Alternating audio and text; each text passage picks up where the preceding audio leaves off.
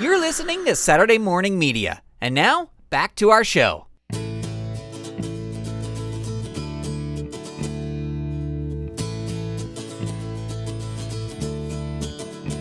Here we go. Welcome to the Grantcast. My name is Grant Baciocco, and it is a pleasure to have you here. Thank you for listening. Thank you for downloading. Thank you for viewing, for subscribing, all that kind of good stuff. A big thank you to all of you. And a special shout out to our Patreon patrons who help make this podcast happen. It would not be happening if it weren't for them. So big thank you to them. I want to talk about how my sort of brain works. I took a class called the Path class, which I think I've talked about before on this podcast. Here's the thing. I love the class. I don't like the name because the name, The Path, it sounds like The Secret. You know what I mean? Like it sounds like this new agey kind of mumbo jumbo stuff. And what it is it's a class, a series of classes, a course, a lifestyle, where for creative people that kind of knows how creative people work and kind of helps you plan things out so you can get things done. So one of the things they have in that class, and I don't think it's exclusive to this class, I've heard this in other places, is something called Eating the Frog.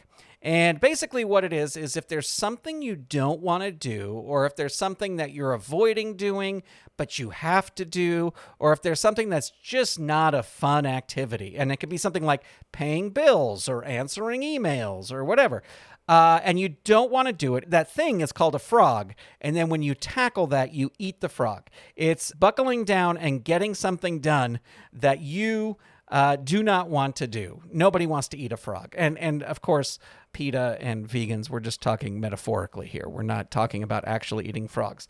Although, I guess that's a story I could tell about frog fishing with Grandpa Jim. But forget that. Let's talk about me and about me getting stuff done. If there is something that I have to do that is like, right now we're in the middle of selling this house, so I have to drive over to the other house and make sure that the garage door openers are in the drawer in the kitchen or whatever it is, and it's just like, but I have this other stuff that I want to do, but that's something I have to do. This is a lesson that I have been learning a lot recently, and someday I will fully learn this lesson and not let it bother me. Here's how I get. If there's something that I have to do, I will say in my head, you know what? I'll drive over to the house tomorrow because I have some free time tomorrow. Now, I have free time right now, but I'm working on this other fun, creative thing, so I'm not going to do it now. I'm going to do it tomorrow because I have time tomorrow, and so I will do it tomorrow because right now I'm doing this thing. And then inevitably, when that next day comes or whenever that block of time comes, something happens to make it so that I cannot do that thing that I have put off until that time. I don't know, whatever it is. It's like, the water heater broke and now you need a new water heater. Our water heater is fine, knock on wood. But it's something like that. And that always seems to happen. And so today I had some things I needed to do, and then I got a phone call right when I was about to go do those things that I had put off until today, and it was something, everything's fine with the house, but it was something regarding the escrow of the house, and so then the day just becomes this full thing of like, now we got all this other stuff to deal with that we didn't know we had to deal with. So the lesson I'm learning right now, and the lesson that I keep telling myself, is that if there's something that you need to do it as soon as you can, because inevitably something will come up and ruin the time that you set aside to do that in that's in the future. So if something comes up, you have time right now to do it, just do it. That's the lesson I learned. That is the lesson that I learned. I went and bought a dimmable nightlight. Because I talked about in the last episode about not being able to sleep and things like that. And we used to have a nightlight in the bedroom that was actually an internet mesh, and it's an internet extender. So we have this mesh network that covers the whole house because, I'm a social media influencer and I need my internet anywhere I go. But these little extenders, it's a system called Eero. They have little night lights on them that you can turn on or turn off, and you can program them to go on. And it was just like the perfect amount of brightness to just have a little bit in the room.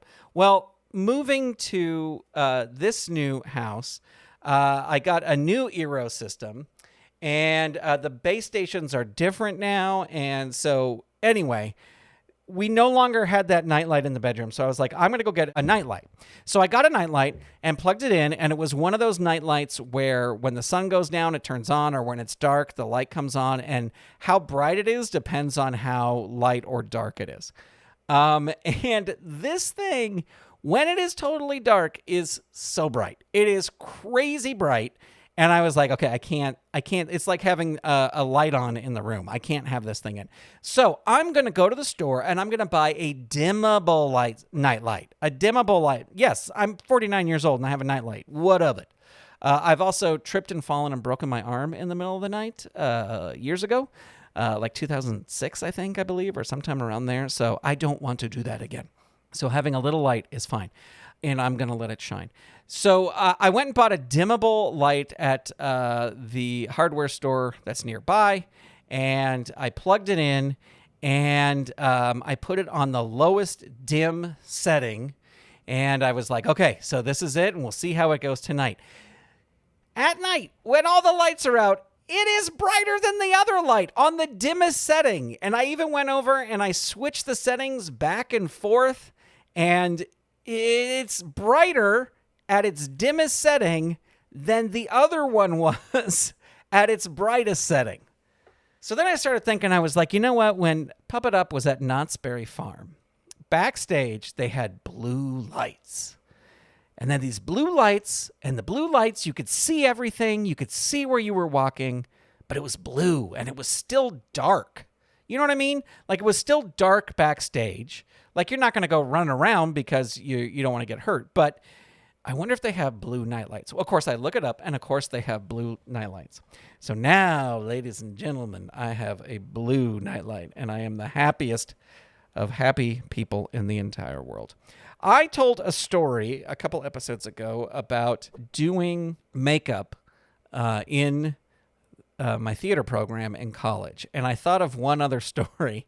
Was, as I said, if you were an acting major, acting, directing, you had to work crew in one of the other areas in the theater. So I have always loved audio. I have loved radio. I have all that. So I wanted to work sound. So the only sound that I worked was we did the musical Working. Is it a musical? I think it's a musical, isn't it? Working? Or is it just a collection of... It's Studs Terkel, right? I think so. Anyway, so the only thing I had to do was there was one sound effect. One sound effect. And I don't even remember anything about the show, but I just know that there are two kids and they're playing like stickball, and one kid throws the ball, the other kid swings and hits it, and then it flies up and they look out over the audience, and then you hear a window break. So the one sound effect that I had was a window break. That's it for the whole show. So it was really boring. I was hoping for more. But anyway, one of the shows, we are sitting there and the cue's coming up and the stage manager's like, ready, sound ready, sound set, and sound go. And I push the button. And this was back, it wasn't digital, it was reel to reel. And the reel to reel moves and then stops at the appropriate point. No sound, nothing. Stage manager's like, where's the sound? I pushed the button. I don't know. I pushed the button. I swear to God, I pushed the button. The tape advanced. I pushed the button. The two actors on stage were frozen in their position, waiting for the window crash to happen, and it never happened, so they just run off stage. I had the volume down. I didn't realize that I had turned the volume down, but I had the volume down. I never told anybody that I had the volume down until now. And so now you know that I had the volume down. All right. And on that shame, I am going to take leave of you right now. Thank you so much for listening. Thank you for watching this. If you're a patron, a behind-the-scenes patron, and you're watching the video of this, thank you for subscribing. Thank you for telling a friend. Let me know what you think about the Grantcast, and I will talk to you soon. Bye, everybody. This episode of the Grantcast was edited by Stephen Staver, who probably did the artwork as well. And this episode was made possible by the Saturday Morning Media Patreon patrons who've gone to patreon.com/Saturday Morning Media and set up a pledge for as little as $1 a month. Big shout out to all of our patrons, and a special shout out to our patron producers, Eve Cunning, Kathy Crawford, Andrew Calcagno, Tony Urbano, Brandy, David Akers, Paul, Scott Armstrong, and Vicky Sebring. Patrons at the behind-the-scenes level and above get access to a video of the recording of these episodes. If you'd like to become a patron and receive episodes of the Grantcast before they are released to the public, visit patreon.com/Saturday Morning Media and set up your monthly pledge today. And thank you for your support. This episode of the Grantcast is copyright 2023 Saturday Morning Media, Grant Baciocco, executive producer, all rights reserved. www.saturdaymorningmedia.com.